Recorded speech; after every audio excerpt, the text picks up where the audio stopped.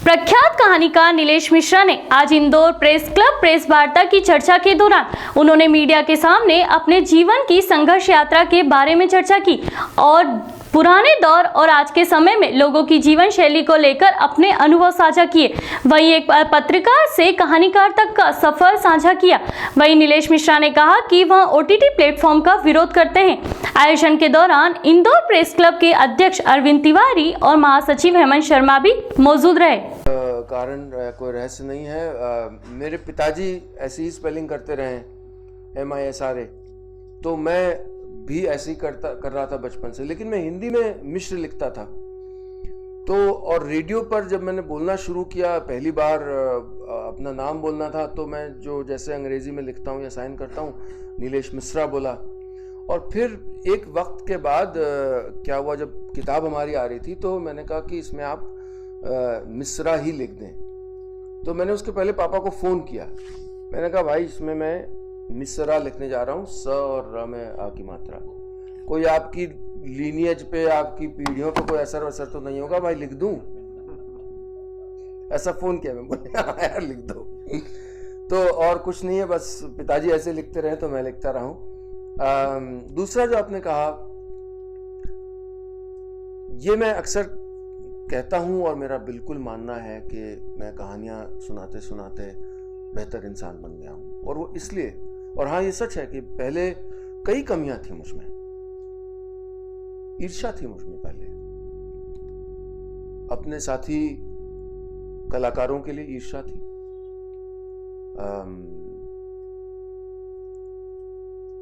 महत्वाकांक्षी अलग तरीके से था, जो एक मिडिल क्लास की महत्वाकांक्षा होती है कि फलाना जगह एक घर ले लिया जाए, इसका EMI कैसे आएगा,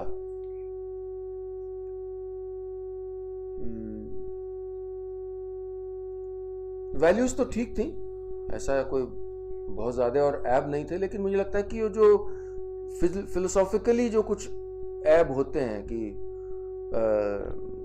जलन होती है या ये, और मुझे पता है कि ये जर्नी मैंने कैसे की, किसी ने बताया नहीं मुझे, मैंने सिर्फ और सिर्फ एक आत्मनिरीक्षण का सफर था। और वो सफर इसलिए हुआ क्योंकि जब मैं कहानियों में एक मां का पात्र निभा रहा हूं, जिसका जन्मदिन लोग भूल गए हैं, तो आप एक बेहतर इंसान बनते हैं कि आपके मन में पहली बार ये बात तो आती है कि हाँ ये भी तो है। या आप एक ड्राइवर का पात्र निभा रहे हैं और जिसका बॉस ये नहीं सोचता कि उसने खाना खाया कि नहीं, तो अगली बार एकदम ध्यान रखना पड़ता है, पहले भी रखते होंगे पर रखना पड़ता है कि भाई तुम खाना खा लेना। मुझे लगता है कि क्योंकि कहानियां दूसरों की नजर से दुनिया को और जीवन को देखने का मौका देती हैं आपको, तो आप बेहतर इंसान, कोई रॉकेट साइंस नहीं है। मैं आपसे अगर असहमत हूं तो आप बुरे इंसान हो गए, ऐसा तो नहीं है ना। असहमति को एक सकारात्मक ढंग से लेना मैंने सीखा, ये भी ऐप था मुझ में पहले। मैं अभी भी बहुत ओपिनियनेटेड हूं, मेरे स्ट्रॉन्ग ओपिनियंस रहते हैं, लेकिन अगर आप, और इसीलिए मुझे ऐसे लोगों से बहुत आपत्ति है जो, अगर मैं उनके विचारों से सहमत नहीं हूं तो मैं उनके लिए बुरा इंसान बन जाता हूं, यह गलत है भाई। हम भी कॉलेज के दिनों में कॉफी शॉप में बैठते थे, आप सब बैठते होंगे, कोई फलाना को समर्थन करता था पार्टी को, कोई फलाना को करता था, लड़ते थे, चिल्लाते थे, लेकिन दोस्ती तो रहती थी ना। अभी मैंने वो एक नए साल में कविता लिखी थी, उसमें यही लाइन थी कि पॉलिटिक्स दोस्ती न तोड़ सके, ऐसा कोई जुगाड़ कीजिएगा। तो वो मुझे लगता है कि जब आप दूसरे के नजर से देखेंगे तो आप बेहतर इंसान बनेंगे, और कहानियां यही करती हैं, बेटर जर्नलिज्म यही करता है। आप एज ए रिपोर्टर जाते हैं किसी, मैंने एक बार एक पाकिस्तानी लश्कर तैयबा का मेंबर था, उसका इंटरव्यू किया।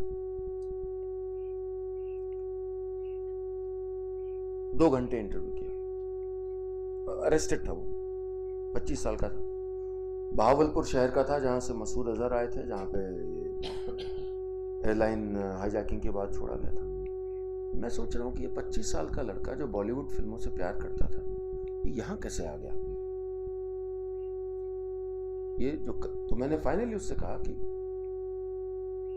मैं आपके विचारों से एकदम सहमत नहीं, लेकिन आपका जो जज्बा था वो समझता हूं। उसको किसी ने कुछ सिखाया, कोई तकलीफ दिखाई, कुछ किया। अब मेरे वो सामने आ रहा है, मेरी लाइफ का मेरा एक बड़ा विलन बन गया, ठीक है, लेकिन फिर अगर मैं वो वहां से यहां तक कैसे आया है ये नहीं समझ पाया, अगर मैं दूसरा बन के नहीं देख पाया, तो ये मेरी गलती है एज अ रिपोर्टर। आप कई बार ऐसे लोगों का इंटरव्यू करते होंगे जो आपकी सोच से एकदम विपरीत है, तो क्या आप उनके एंटी लिख देंगे? नहीं, एंटी लिखिए जाके ना एडिटोरियल पेज पे। यहाँ आप रिपोर्टर हैं, आप पोस्टमैन हैं। तो ये इस सब ने मैं बहुत आसानी से, बहुत एफर्टलेसली अपनी बुराई सुन सकता हूं अगर वो तर्क संगत है। मुझे कोई भी प्रॉब्लम नहीं, और मैं आत्मनिरीक्षण करता हूं उसके बारे में। तो इस तरह से मुझे लगता है कि मैं बेहतर इंसान बन पाया हूं। मैं बहुत शांत चित्त हो गया हूं, और अब तो एकदम स्लो हो गया हूं, और स्लो नाम ही ब्रांड ही हो गई स्लो, क्योंकि ये जीवन है मेरा, यही जीवन जीता हूं। मैं गांव में रहता हूं, मैं वहीं पे उगा हुआ खाता हूं, वहीं का दूध पीता हूं, वहीं हवा में घूमता हूं, और वहीं मैं इंटरव्यू करता हूं जो दुनिया भर में करोड़ों लोगों तक पहुंचते हैं। तो मैं बहुत I am in a very good place in life, I am very satisfied. और कई जो मन के जो जाले थे वो अपने आप चले गए। मुझे ये नहीं है कि बंबई में वो जो मेरे साथी कलाकार थे वो तो इतना कर रहे होंगे, आगे निकल जाए। मैं इस होड़ में हुई नहीं, क्योंकि मैंने तो वो हाईवे के बगल में अपनी पगडंडी बना ली ना, और अचानक देखा कि बहुत लोग आ रहे हैं इस पगडंडी पे। हम तो अकेले जा रहे थे, पर ये क्योंकि बहुत से लोग इस तरफ जाना चाहते थे, वो हाईवे पे नहीं जाना चाहते थे, पर आपने पगडंडी नहीं बनाई थी अब तक, तो वो एक स्लो रास्ता बना लिया है। अच्छा, मेरी यात्रा का उनसे थोड़ा बहुत लेना देना है, तो पहले मैं वो बताता हूं। मेरा मानना है कि जो कहानियां सुनाने की परंपरा जो हमारे खून में है, उसकी धीमी मौत होती चली गई, और उसके कई माइलस्टोन्स थे। जब केबल टीवी भारत में आया, वो पहला आघात था, क्योंकि वो शाम का और रात का वक्त जो कहानियां सुनाने के लिए निर्धारित था, वो केबल टीवी की ओर चला गया। तो बच्चों को सोते वक्त जो कहानियां सुनानी होती थी, वो टीवी देखते हुए बीतने लगी। फिर उदारीकरण जब हुआ, उसका कहानियों पर क्या असर हुआ ये रोचक है। तो अचानक जो परिवार को साथ में बिताने वाला वक्त था, वो प्राइवेट कंपनियों ने अपने नए एम्प्लॉयज से ले लिया। तो जो पापा 5:30 बजे घर आ जाते थे, वो अब 9 बजे आते थे, थक के आते थे। जो मम्मी 6 बजे घर आ जाती थी अपने दफ्तर से, वो अब आती 8 बजे थी, फिर उसके बाद उनको खाना बनाना होता था। तो कहानियां सुनाना तो हम भूल ही गए, सुनाना। अगर हम राइटर्स के उसमें लें, और शायद मैं थोड़ा अटपटी बात भी कहने जा रहा हूं, लेकिन सोशल मीडिया जब आया, और अब 10-12 साल हो गए हैं, एक लंबा वक्त हो गया है, तो अब इसको एक हमारे रीसेंट हिस्ट्री की तरह देखा जा सकता है, और उस नजर से देखा जा सकता है। जब सोशल मीडिया आया तो शुरुआत में बहुत से लोग इसको समझ नहीं पाए, और बहुत से लोग समझ गए कि फेसबुक पर ऐसे लिखना है, वो अपना लिखा डालने लगे, और एक कम्युनिटी बनने लगी। वो कम्युनिटी एक आभासी दुनिया से फिर असली दुनिया में आई। जब लिटरेचर फेस्टिवल होते थे, तो आपने किसी को फ्रेंड रिक्वेस्ट भेजी होती थी जो साथी राइटर था, और वो 20 राइटर्स थे, उन्हीं को मैसेज भेज दिया कि जी मैं कलकत्ता में लिटरेचर फेस्टिवल हो रहा है, आप आ जाइए। तो ये सर्कल बनता गया उन लोगों का पिछले 10-15 साल से, जो टैलेंटेड भी थे, सब टैलेंटेड थे, लेकिन उनके पीछे हजारों और टैलेंटेड लोग थे जो सोशल मीडिया के रथ पे सवार नहीं हो पाए थे। और जब ऐसा हुआ, जो प्रकाशक थे वो कहां ढूंढ रहे हैं लेखकों को, वो कहां मेहनत कर रहे हैं उनको ढूंढने की, वो तो यहीं आते हैं लिटरेचर फेस्टिवल में। तो टैलेंट को ढूंढने की प्रक्रिया क्या है? जो आदमी मुजफ्फरपुर बिहार में बैठा है और आज का प्रेमचंद होगा, वो क्या करे, वो कहां जाए? इसलिए आभासी दुनिया का एक ऐसा चक्र क्रिएट हुआ कि हमने फिर उसमें जो देर से आया, जिसके सिर्फ 300 फॉलोअर हैं, उसकी कोई पूछ नहीं, वो तो नक्कार खाने में तूती है। अब ये देखा नहीं जाता, अक्सर इस चीज को इस तरह से नहीं देखा जाता है। अगर आप लिटरेचर फेस्टिवल्स में जाएं तो वही गिने चुने 20-30 लोग आपको हर जगह मिलेंगे।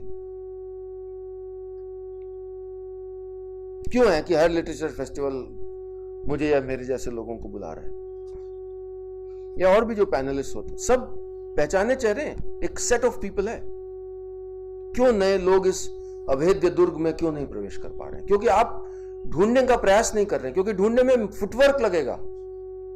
और आजकल टैलेंट ढूंढने का सबसे अच्छा तरीका है, चलिए जाइए गूगल कर लीजिए, फेसबुक पे चलिए, इससे कुछ नहीं है इसके आगे। तो जो प्लेटफॉर्म दे रहा है वो भी आलसी है। अब जो रीडर है ऑब्वियसली वो तो उसको सुलभ है, जो वही लेगा, वो तो है ही आलसी, वो तो बुक स्टोर में जाएगा नहीं। तो मुझे लगता है ये जो, चाहे जो मैं पहले पत्रकारिता के लिए कहा, वो जो ढूंढने की प्रक्रिया है, नया टैलेंट भूखा बैठा है, नया नहीं, पूरा हर उम्र का टैलेंट, लेकिन हम नहीं पहुंच पा रहे हैं उन तक, और वो हम तक नहीं पहुंच पा रहे हैं।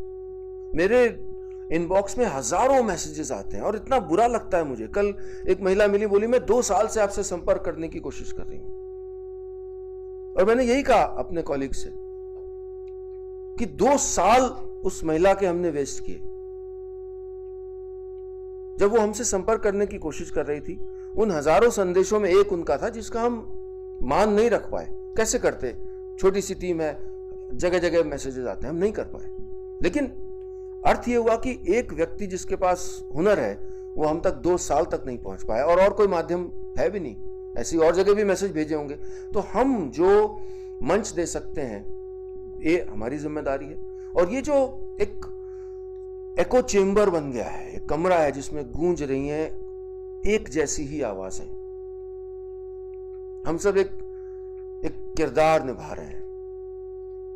पीयूष जी हमारे साथी और मित्र हैं, पीयूष मिश्रा जी, या कहीं और जो ऑथर्स हैं, या